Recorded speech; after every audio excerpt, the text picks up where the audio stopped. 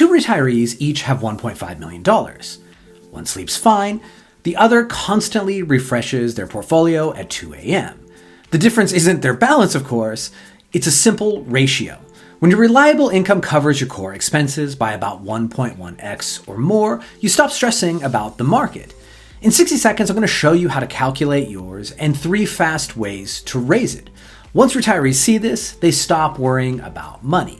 I'm Stephen Neely, a retirement planner and wealth advisor. I've helped hundreds of retirees build plans that trade anxiety for confidence, and today I'm going to show you the shift that makes that possible. We're going to break down exactly what separates the retirees who can finally relax from the ones who never feel secure, and I'll show you, using a real-world retirement budget, the simple framework that lets you see your income the same way that they do. So let's get into the video. Most retirees don't stress because they're broke. They stress because they don't know if their plan can withstand a market drop. When your lifestyle depends on portfolio returns, every red day in the market feels personal. Having worked with hundreds of retirees, I can tell you the ones who sleep best aren't the ones with the biggest portfolios. They're the ones who understand what their money is actually doing for them. So what's the missing piece that they see? The thing that flips worry into confidence? Well, let's get into that. Here's what they finally see. It's not about portfolio size. It's about how much of your lifestyle is covered by income that doesn't depend on the market. And what I mean by this is when your essentials, think housing, food, and healthcare, are funded by predictable income like Social Security, pensions, annuities, the market no longer decides your mood. And when one fills the other, anxiety is going to drop. I've seen this moment so many times. Once retirees see that bar fill up, that their core lifestyle is guaranteed, their entire relationship with money changes. But I think the question is, why does this work so well? Let's break it down. Retirement satisfaction has less to do with total wealth and more to do with how reliable that income feels. Like I said earlier, when markets drop, retirees with stable income streams aren't forced to cut spending, so the fear simply fades. Stable income reframes the portfolio as a bonus fund for travel, gifts, and goals. Studies even show that retirees with predictable income report higher satisfaction even when they have less total wealth. I've got a client who's a perfect example of this. He's got a pretty significant portfolio, but he's been fighting retirement for more than a year. He's not actually worried about running out of money. He's more worried about what happens if the markets don't produce, and deep down he's afraid that if he ever had to go back to work, maybe he couldn't. I think what finally changed it for him was when I showed him his income coverage ratio. When he saw that chart and he realized that his guaranteed income already covered everything he actually needed, that was the moment it clicked. He looked at me and said, "Oh, wait a minute, I'm going to be fine." And from that point on, the fear was gone. Now, before we move on, I want to make sure you're making the right decisions for your retirement. Everybody's situation is going to be different, and what works for one person might not work for you. And that's why I put together a quick questionnaire that shows exactly where you stand. Once you fill it out, I'll personally email you a custom video breaking down your retirement readiness and what to focus on next. Just click the link in the description to get started. Now, back to our video. Let's look at what this actually looks like in a real retirement budget. So if you see on the screen here, I pulled up a real-world example of how I break this down for retirees. Step number 1, you want to separate your spending. And we're going to use 2 broad categories. One is going to be essential spending. So that's things like housing, groceries, insurance, healthcare, car costs. We even average in the big one-offs like roof repairs, buying new cars in the future and so on. But essentially, these are things that you're pretty much not going to be able to avoid. I guess you could avoid buying new cars in the future, but in a lot of places in America, it's just almost impossible to live without a car, right? Now, then we go to discretionary spending. That's the second category. That's travel, dining out, streaming services, buying new gadgets and so on.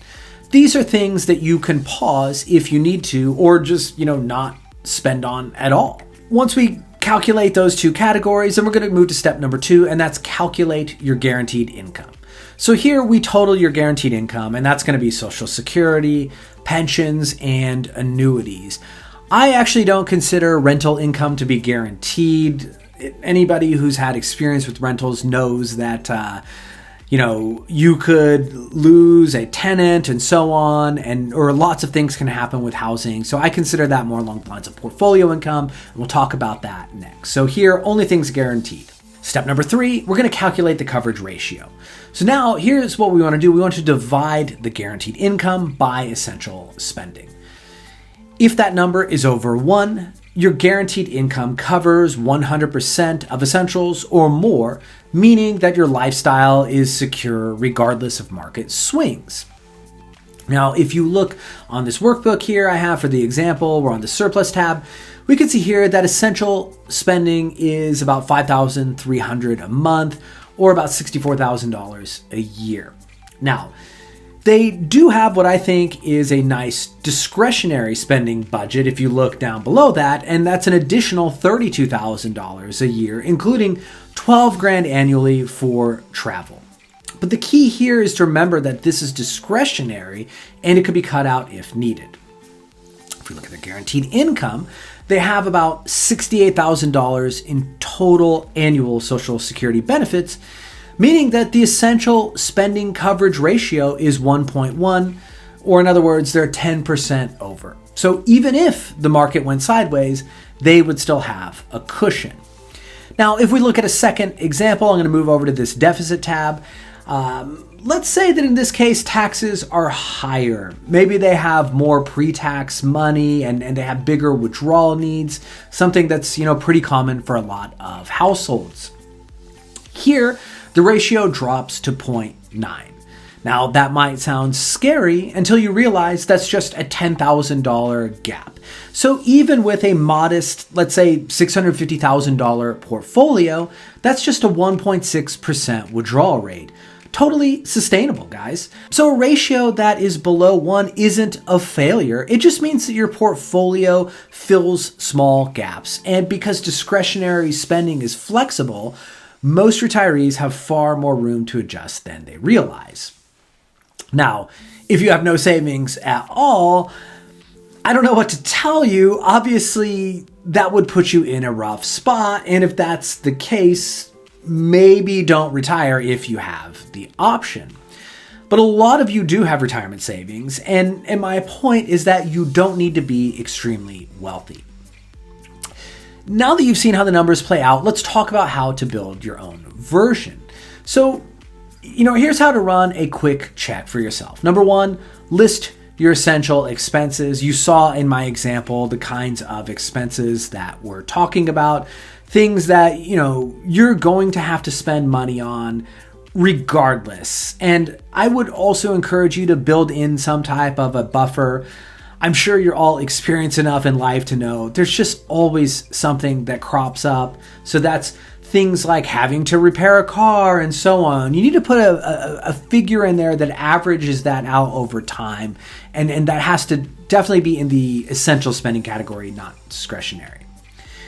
Number 2, we're going to add up your guaranteed income sources. And then, like I said, all we have to do then is divide one by the other, and that's your coverage ratio.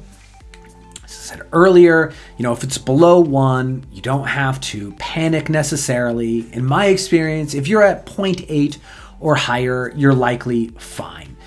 Even if you're below that, it just means that your portfolio covers the rest, and you can always trim discretionary spending for an extra buffer. I would definitely say, though, if you're below 0.5, I would strongly consider, working longer or something, because that's probably not a lot of cushion to give yourself. You just need to make sure that your portfolio isn't going to need to cover, an abnormally high withdrawal rate of 5% or higher for an extended period of time. And you can back that out using that ratio and looking at the gap and then the size of your portfolio. Ultimately, retirement confidence isn't about chasing a 100% success rate. It's about knowing your essentials are covered no matter what. Once retirees see that, they stop worrying about money, period. Now, before we wrap up, I want to make sure you're making the right decisions for your retirement. As I said earlier, everyone's situation is different, and what works for one person might not work for you, and that's why I put together a short questionnaire that helps you see exactly where you stand. Once you fill it out, I'll personally record a quick video showing you things like, how well your income covers your essential expenses, where your plan might have hidden risks, and, one or two areas to focus on to feel more confident about retiring. Just click the link in the description to get started. Thanks for watching, and I'll see you in the next one.